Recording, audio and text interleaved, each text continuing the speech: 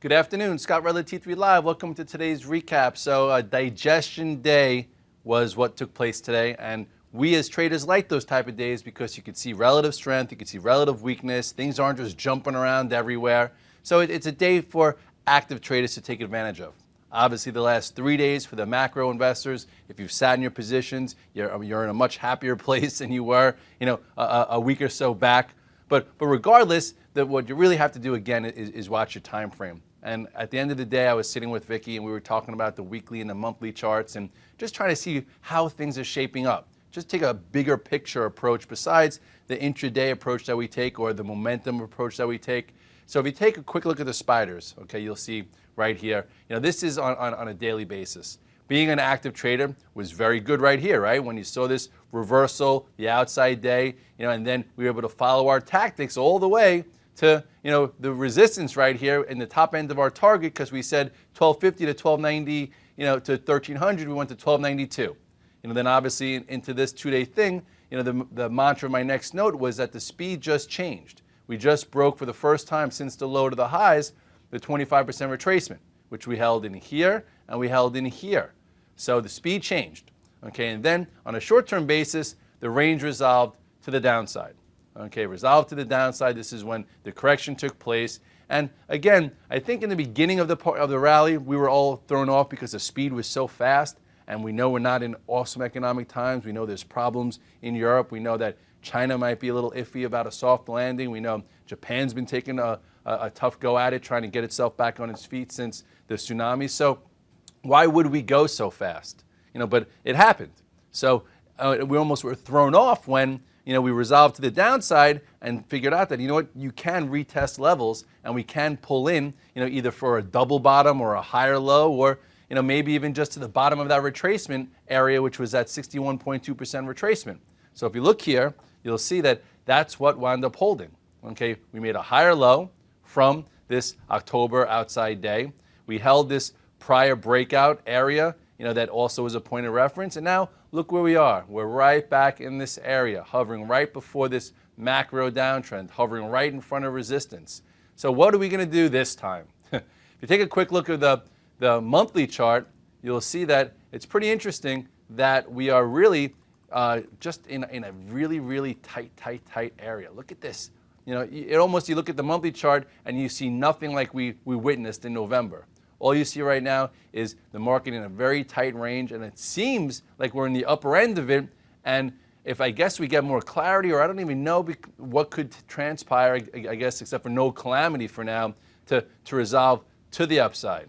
Now, if you look at what's more interesting is, you look at the 10 years here, and you want to say who wins out, the active trader or the investor. Look where we were. We were in this exact same spot back in 1998. Right, 1998. You guys remember what you were doing back in 1998? What was I doing in 1998? I was just starting my trading career. So this is where we were.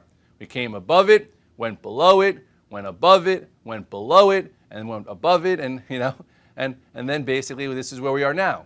So there was a lot of money made, lots of money made by individuals that picked the winning sectors, that traded for cash flow, that learned how to be long, learned how to be short, and the individual that's put their money in every single month from this time frame, cost averaging it in, probably is in a good spot too, because you probably took advantage of this down move, okay, and then you were able to take advantage of this down move again. And at this particular point, you might even be not up a lot, but up on your investment and ready to enjoy what could be some type of sustained move whenever the market's ready for that. Because again, this has been like, 13 years. But also within those 13 years, you've had some really, really nice stocks.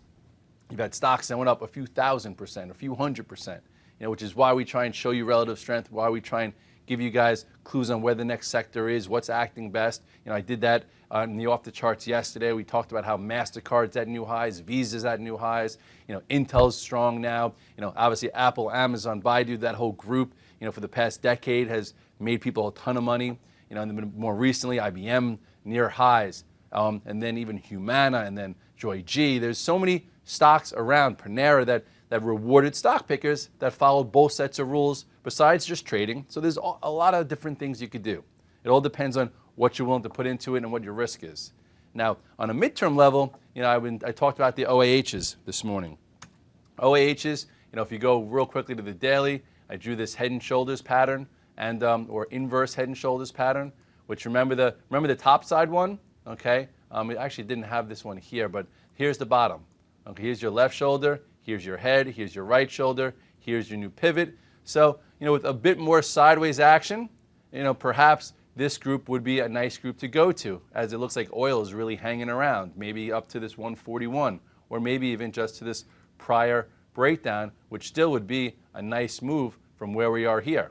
And then you do have stocks within this group that are acting better. If you look at the monthly chart here too, it's not as nice as I would say the spiders, because it's still being controlled by this big wide range candle, but it looks like it's ready to negate it. If you look at the XLE is like your Exxon Mobil, your COP, your CVX, more of those type of companies besides the refiners, and you'll see they're a little bit stronger. And take a look here, the same type of bar that that OAH has had, it's already gone through, so it's hovering above. So this group is actually showing a bit more relative strength than the OAHs, and perhaps could be a good place to be, especially considering that these companies are making an enormous amount of money. So if you take a quick look at some of those charts, you'll see like XOM, also on a monthly basis, looks like it's ready to break out above this 80. And you look on a daily, you'll see that it just had a nice move, and it's coming into a pretty big downtrend. But what I love those downtrends, because when it breaks and goes above it and holds, you see a new move. So this was buy area 1. This was the retest. Too quick of a move to start jumping in with both hands right here. But the longer it stays above, this moving average, or even just above this prior day, I think the better trade we get through that point. Same thing we talked about COP with Jill. Nice green day today. No pullback at all. And so there's a lot of stuff going on. IBM was off the charts last night. Looks like it's ready to just break out again. It's been one of those stocks that investors love. Look at this move. Okay, right back at these highs. So not only could you be an investor, you could have almost been a momentum trader here, and it broke above this area, and now it's right here. I'd love to see it go a little sideways, so it'd have a little bit more power through this resistance, so it's not just potentially a breakout failure. But overall, looking real good. Intel, looking real good. Look at that. They traded it lower, held, actually lower than I would have thought, held up well, and now it's going to be trying to contend with this 25 area. This stock, in my opinion, will make new highs on the year. Not going out on a full limb there, but we've been talking about that as investment quality for a while. Google, as crazy as Google has been on a daily level, okay, the weekly and monthly are all setting up for new highs. Look at Google right here. We've had a lot of great trades here. It's been a little sloppy lately, obviously. This was when we traded it after earnings. This was that good trade that a lot of people did well with when it broke above 600. And then it broke from this upper channel, okay, and gave you a quick move lower. And then look how it changed again. Then you had this little descending channel that we drew, remember? And it broke above. So this was your entry actively, or a swing entry if you sold it here and if that was your concentration. And now we're right back at the highs, right back where we were trying to play it before the breakdown of the wedge. So it's in the game to be taking out this area of 625. So if you go to the monthly, I just wanted you to see, it looks ready to go. This is probably one of the best monthly charts that I've seen in a while, or that I've been looking at lately, where you've been in this really tight consolidation. It's been since 2008, it hasn't really made a move. It's coming up into these highs.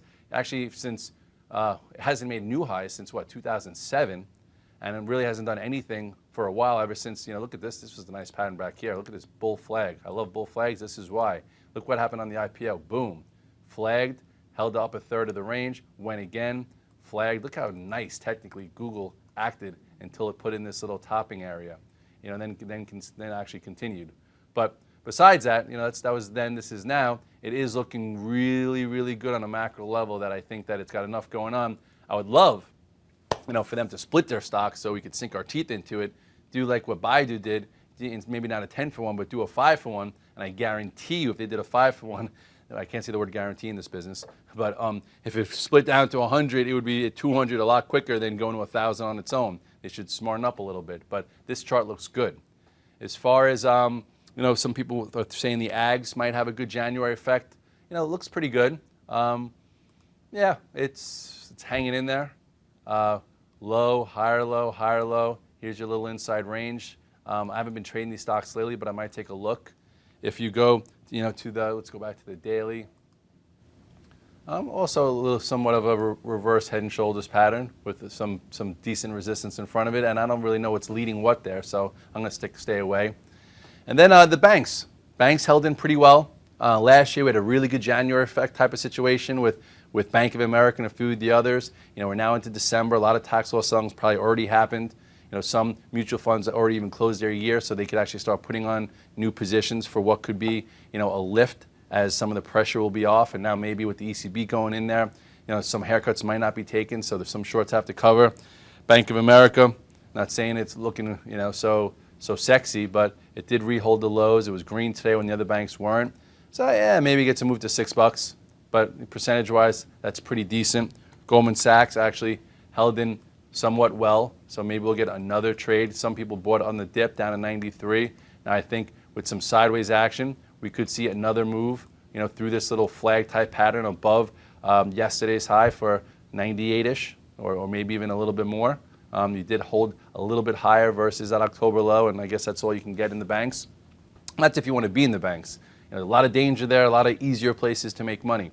So all in all, it's been a very complicated few weeks. Lots to lose, lots to make, lots of people stubborn, some people frustrated, but if you just could pull it in, switch your gears, and get yourself situated, for the action in front of you, I think you'll be rewarded. But you have to do that. You have to drop, whatever happened in November, drop it. Same thing in October. We all had a nice month in October, but there were guys that shorted that whole month, that wound up getting paid in November, and so they had a better month. But it all depends on how you approach the market. But overall, that's the most important thing is to figure that out. But as far as the macro market's concerned, no one really knows what the big banks did, how it's going to affect Europe moving forward. It now puts off some of the inevitable, maybe gives them enough time to come up with better solutions. So there's not a ton of clarity. So when there's no real clarity, just keep it tight. If you're in macro tier 1 longs, you're probably in the best of the best, and they're actually outperforming. If you're trying to trade the trend, right now there hasn't been much of one, but there was a nice one from October to those highs. So now it seems like this trend might resume. Let's see what happens with the job number tomorrow. I'm hoping that it's a little soft so it opens down and we could absorb it and we could do some buying, because if it opens up, it's going to be tricky considering the type of move we've had in the last 3 days. But all in all, there will be movement. Put yourself at risk only if you can handle it, and there'll be enough action moving forward that if you look at things clearly, you'll be able to take advantage of it and always move in the right direction. It's Thursday. Go out for some drinks, happy hour, do whatever it is to make yourself happy, but don't be out too late, because that number will be at 8:30 sharp. Have a great night. Scott Redler, T3 Live.